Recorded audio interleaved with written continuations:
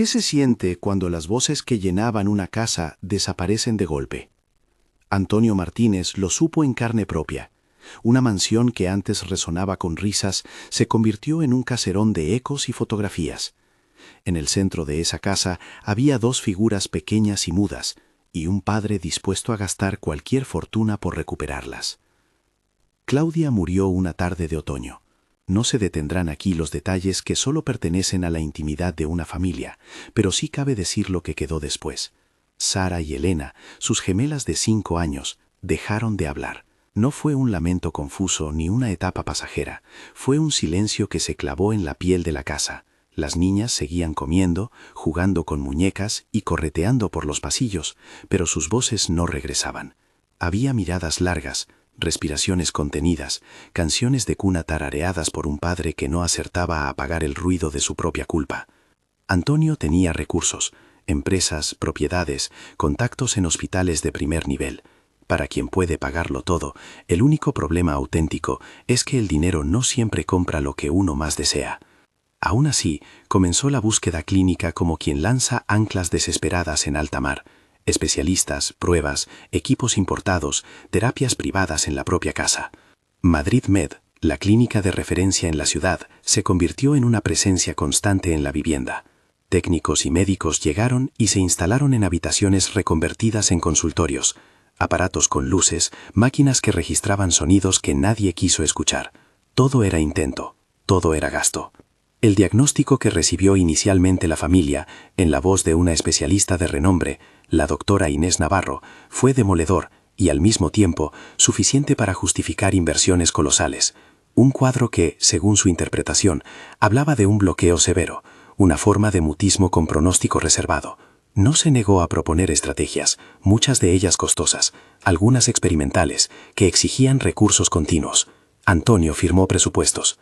Cambió la vida doméstica por turnos de terapia, llenó la casa de fármacos indicados por protocolos y pagó por tratamientos que prometían mejoras graduales. A su alrededor la mansión empezó a parecer una clínica de lujo, pasillos con signos, mesas con historias clínicas, personal con batas blancas.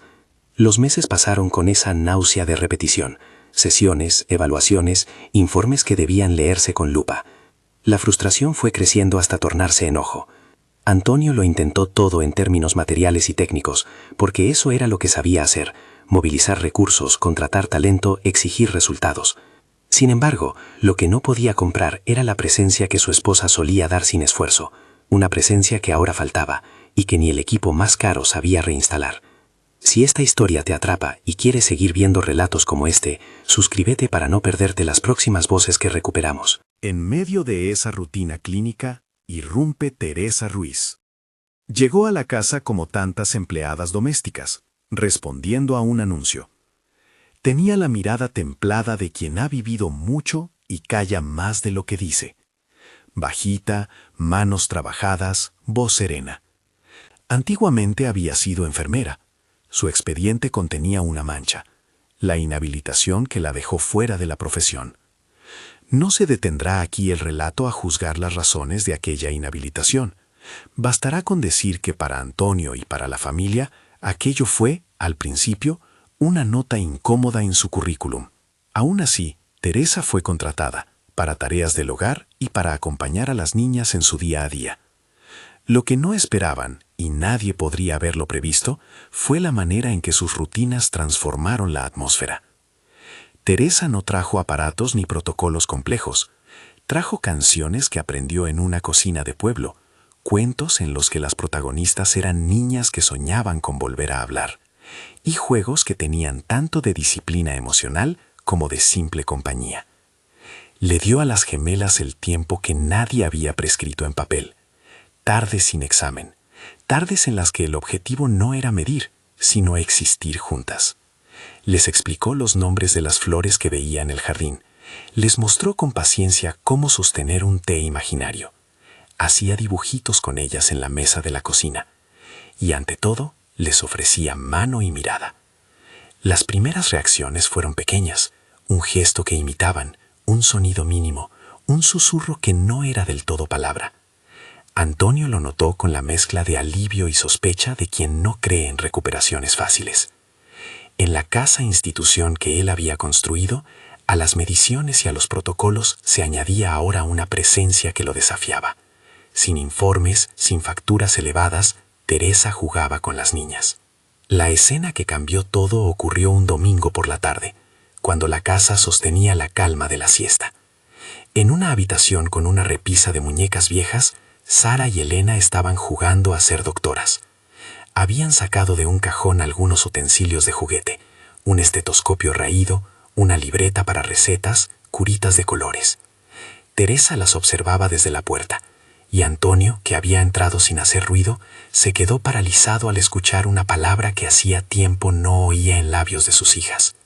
«Papi», dijo una de ellas, sin mirar, «la mamá está en la sala».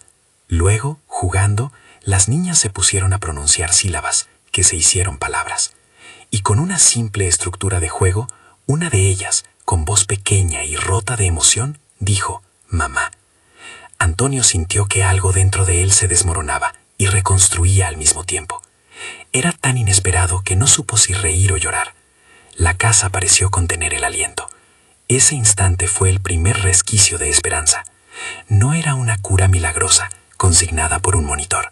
Era más sencillo, y por eso más perturbador. Un juego, la compañía, la repetición, la sensación de seguridad que Teresa ofrecía sin buscar una factura a su nombre.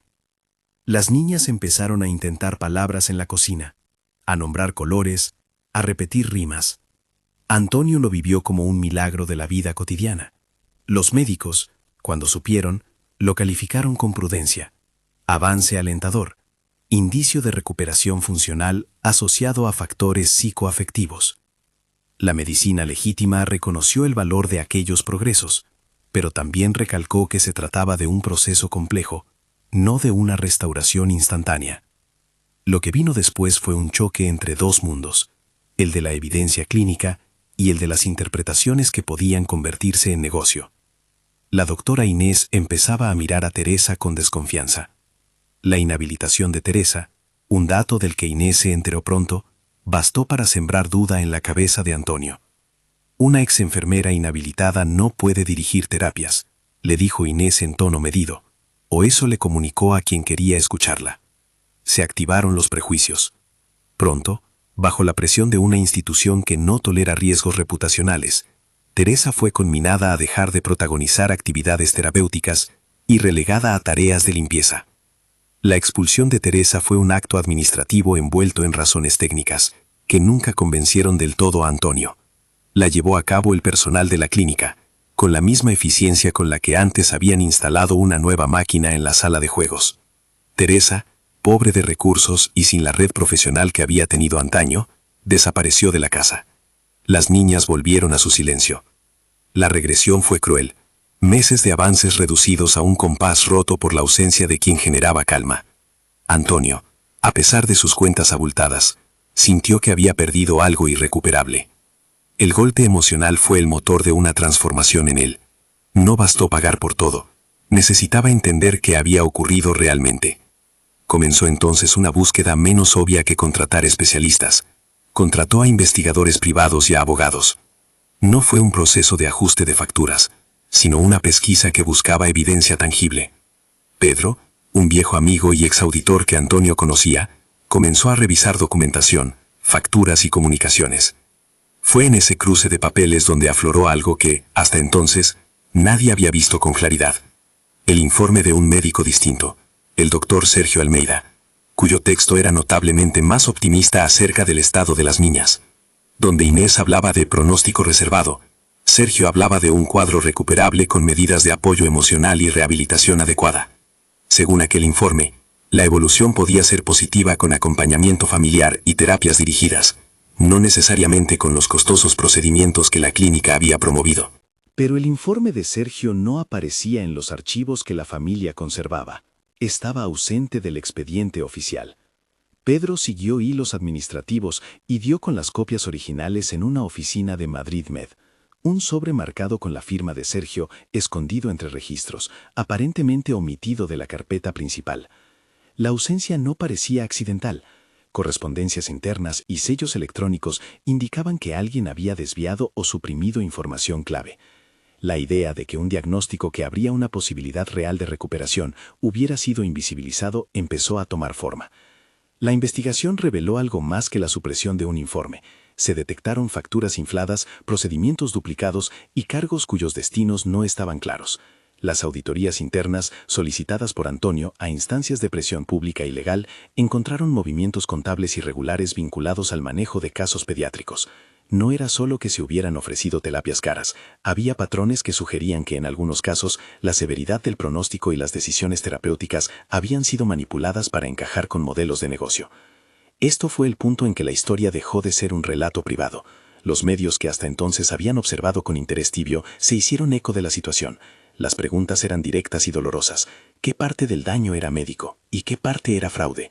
¿Quién había decidido qué informar y qué omitir? Madrid Med se encontró en el centro de una tempestad de reputación. La evidencia acumulada permitió iniciar acciones legales. No todas las implicaciones pudieron probarse con la nitidez que exige un tribunal. Algunas quedaron en el terreno de sospechas administrativas. Pero en lo que concierne a la manipulación de la historia clínica de las gemelas y a la ocultación del informe del doctor Sergio, se pudieron elaborar cargos que llegarían a juicio.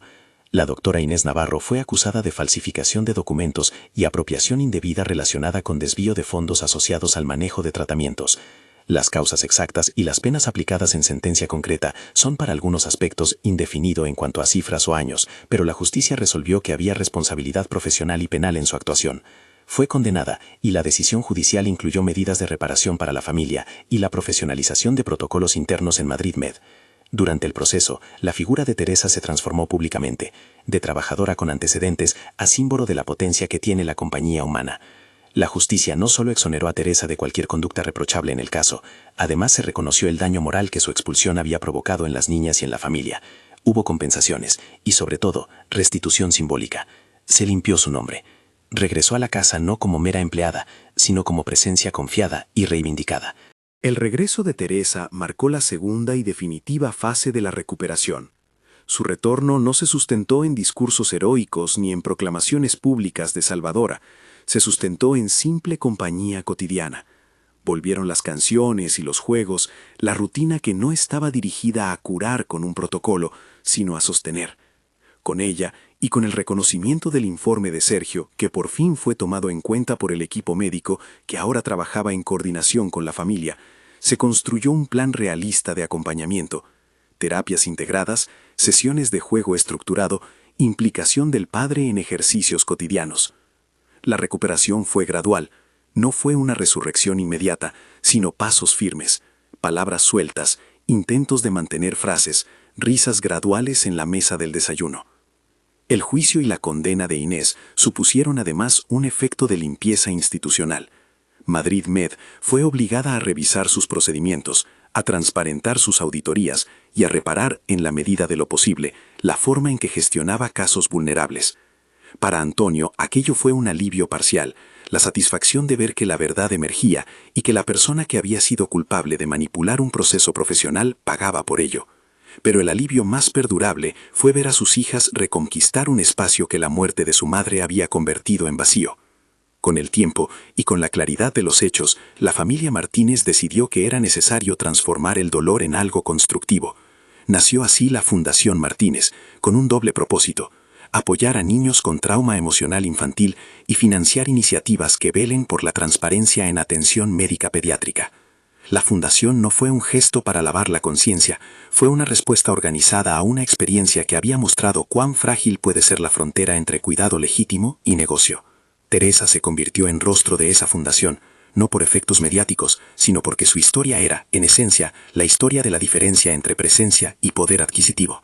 A través de la fundación se financiaron programas de acompañamiento familiar, formación para cuidadores y líneas de apoyo para detectar irregularidades en el tratamiento de menores. Además, un pequeño comité de ética fue formado para dar seguimiento a denuncias, y la colaboración con equipos clínicos serios permitió que el apoyo a las familias tuviera respaldo médico sin caer en prácticas comerciales predatorias.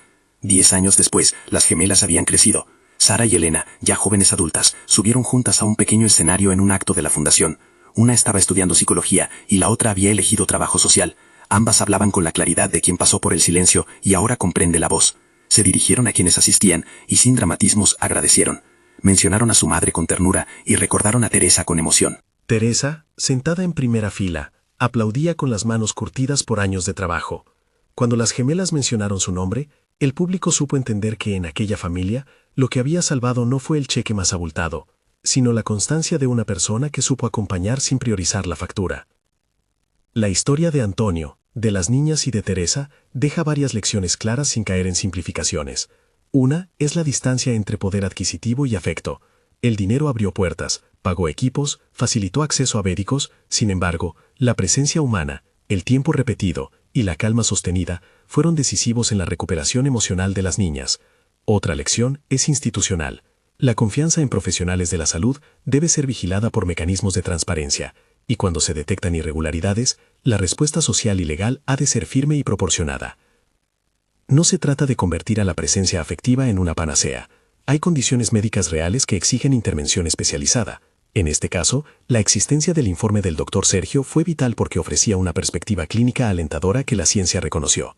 Lo que ocurrió fue que, en la mezcla de diagnósticos y procedimientos, hubo quien intentó manipular la narrativa para su propio beneficio. Ese fraude tuvo consecuencias humanas que ahora se repararon, en la medida de lo posible, mediante justicia y restitución.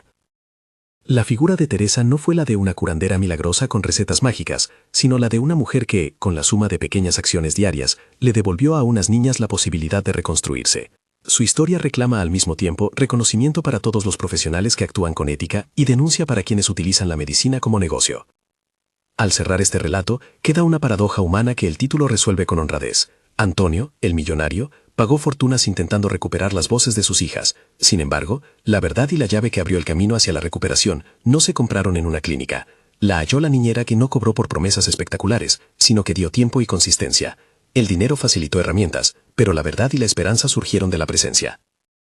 Si te ha conmovido esta historia, déjanos en los comentarios de qué ciudad nos lees y qué te pareció este relato sobre la fuerza de la compañía humana.